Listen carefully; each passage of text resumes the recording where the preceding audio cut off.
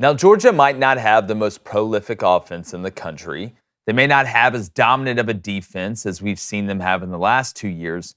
But in my opinion, they should still be at least top 2 in every single poll. Because the most dangerous thing about Kirby Smart is that his teams get better throughout the year. They develop well. Now, the Dogs also recruit at such a high level. The young guys have experience by the time you get to the end of the season. And while they haven't played the toughest competition, their schedule isn't the most brutal, Carson Beck now has a hostile road win in comeback fashion under his belt. He's also in rare air, 60% completion percentage, at least 20 completions per game, and over 250 passing yards per game. And they're forming an identity while they're winning. Typically, that's the other way around. Now, there is a logical argument to be made that Michigan or Florida State or a couple other teams could be number one. I'll give you that. But seeing so many people down a Georgia team that really only knows winning and doesn't want to be the group to let the previous 2 championship classes down is a dangerous game to play because it feeds into a narrative that Kirby hasn't been able to naturally tap into lately. And that is being doubted by those around him. Now, every time somebody talks bad about this Georgia team, it adds another bullet to Kirby Smart's chamber. And you may just look up in December and see a team that isn't arrogant or narcissistic coming off back-to-back titles, but confident and hungry, something that's rare to see in a back-to-back champ. So keep sleeping on them at your own risk because this team hasn't even hit their stride yet, and they're still in the front of the race. I'm bringing my co-host, former Michigan quarterback David Cohn, whose alma mater had a hell of a weekend this weekend against a Nebraska team that, again, is building. We'll put it that way. Then my brother, former Western State, Colorado wide receiver that put the rent on Michigan, won the rent, and then lost the rent on Georgia. Yep. Like 50-50 is a win. Look, a push is a win. Push is a win. I'll take it. When it comes to betting sports, you'll take it. But speaking about winning, I mean, boys, we're 15 units up. Oh, yeah. Yesterday. So you know what that means. Bow to your sensei. Bow to your sensei. Bow to your Bow to your sensei. Let's keep the heat going. But David, look, and we've talked about this. Last week I talked about I was shocked that Ohio State jumped Florida State in the polls. And this is a totally different argument. I think you can look at some teams right now and say Florida State has a better resume than Georgia. Okay, I'm with that. Ohio State has a better resume than Georgia. Okay, I'm with that. I can understand that a little bit. But the amount of negativity that I'm hearing around this Georgia team, because they may not be as dominant or eye-popping as some of the ones before, as they continue to win, it surprises me. But it does help them. Kirby Smart would much rather have it this way than everybody be talking about, well, the greatest team ever of all time. They are the team you had, the dream team of college football, because now he can point and say, hey, look at this clip, look at this clip, look at this clip. They think y'all are just average. No, I think a lot of the criticism has to do with them being back-to-back champions. People just want to see the best in the country lose. When Alabama was on top and dominant, you saw this. When the Patriots are winning everything, people, the first time they even play one close quarter, people want to say, oh, they shouldn't be ranked wherever, blah, blah, blah. Now, I do think when I look at this Georgia team, I don't see the best team in the country necessarily. But that doesn't mean they won't three-peat. They've proven to be able to get better week in and week out. I would put Michigan at the top right now, but at the same time, I've come on here and I've said I'm not all about rewarding teams for playing a weak non-conference schedule, that's kind of what that would do. We've talked about Florida State opening up against LSU and winning a game on the road at Clemson. So I don't know. We're going to pull up our power rankings in a second and really dive into it. But when I look at this Georgia team, I don't see the best team in the country, but at the same time, I didn't necessarily see that last year when they were playing Missouri by 4 points. They win the championship 65-7. Yeah, and Blaine, to the point of developing throughout the year, again, it's a marathon, not a sprint. You had a ton of turnover on defense. Again, I can make the argument Georgia has the 2 best safeties in the country playing right now. When you look at, they don't look as dominant in the front 7. I haven't seen a Jalen Carter. Not that somebody can't emerge. I don't think they'll be Jalen, but I haven't seen a Jordan Davis. I don't see a Nakobe Dean out there. But we know how high of a level they recruit, and those classes before them have rubbed off on these guys now that we know are very, very talented. And all it takes is that experience going through those scenarios. Carson Beck And I know Auburn really had no pass rush right against them. It's a lot easier to sit back there when you're not under pressure and make plays. But Carson Beck makes the right decision with the ball. Seems like they're taking the training wheels off. And in pressure situations against South Carolina in the second half, we saw him open it up and saw him take advantage. And against Auburn, down in the third quarter, when it came down to it, Georgia made the clutch plays and Carson Beck made the clutch plays to win the game.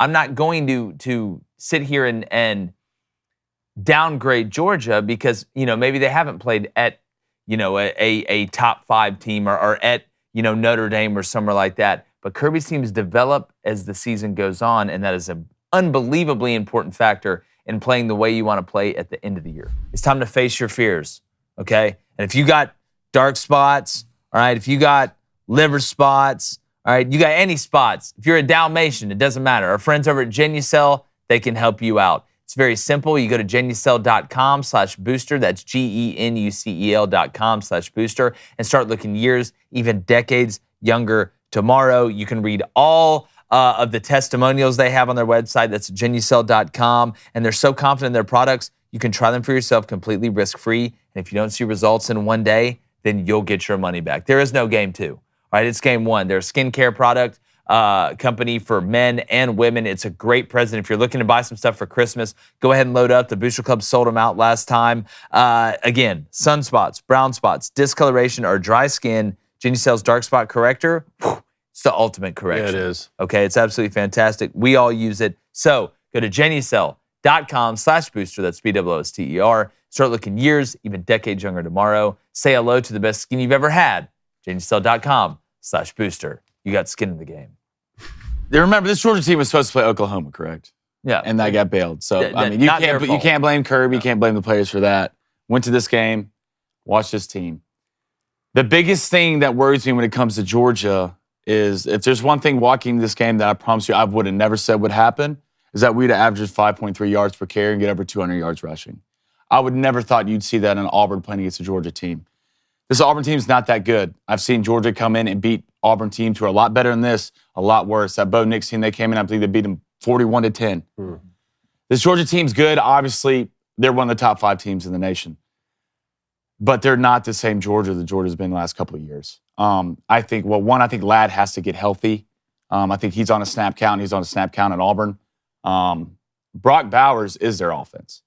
Their entire offense. I don't think they can run the ball phenomenal. I think Auburn's D-line played good, but Auburn doesn't have depth on the D-line, and that showed in the second half. Bodies were falling. And they played that. Auburn fought like hell. Fought like hell. Auburn played above their weight for sure. For sure. So bodies started to fall in that second half. Carson looked good. Carson was protected. Auburn had no pass rush. But when you look at Georgia and you look at these other teams right now, I feel like Michigan's more of a complete team. I think Florida State right now, resume-wise, that's the number 1 team in the nation. You beat Clemson. You beat LSU. If they're ever I don't want to downgrade Georgia, but if we're ever going to do it, I think Florida State should be 1 because of who they've beaten. Yeah, and I don't think you can look at Michigan and Florida State and there's not a glaring difference in who's better between those 2 programs. I don't think so. Well, I think when you look at Georgia and Michigan, they're there for 2 different spots. Michigan returned a lot. Michigan has a lot of experience. Mm-hmm. So to me, I think there's just as good of an argument for Michigan as there is any team on there because of what they brought back. But we have to remember, we're not arguing, when you're looking at placement, this year's Georgia team compared to last year's Georgia team with the rest of college. This is a whole new year. There is not, to me, I'm not looking around college football and say, hey, there's the team that is head and shoulders above. This isn't 2022. This isn't 2021. You are a product of where your feet are and what is around you. And I think this year, and it's great for college football, there's not that one team sitting on top of the golden hill where everybody else has to catch them. So until it divvies out more, I think there is a very good argument to be made for leaving Georgia number 1. And I think Texas is right there, too. I agree. Texas, big road win at Alabama.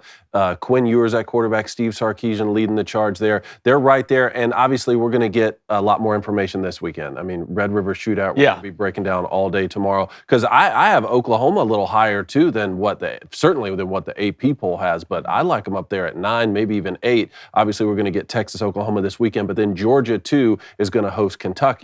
We saw the way Kentucky just played Florida.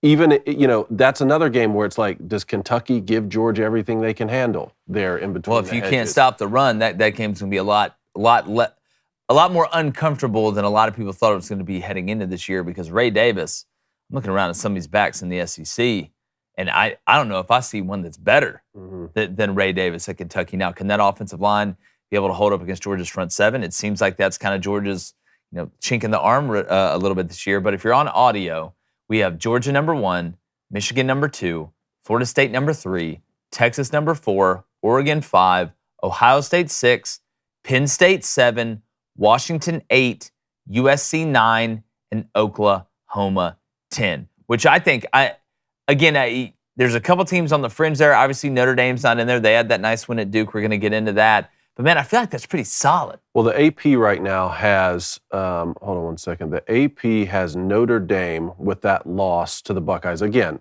on the last second by 1 foot, they have them ranked ahead of an unbeaten Oklahoma team by 2 spots.